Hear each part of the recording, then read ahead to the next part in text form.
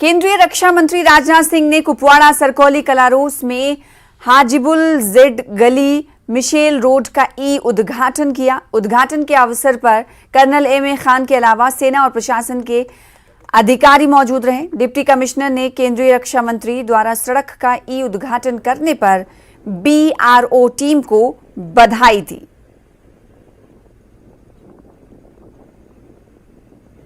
आप सब लोगों को और यहाँ पर लोगों को बधाई देना चाहूँगा। बॉर्डर रोड्स के लिए बहुत बड़ा दिन है।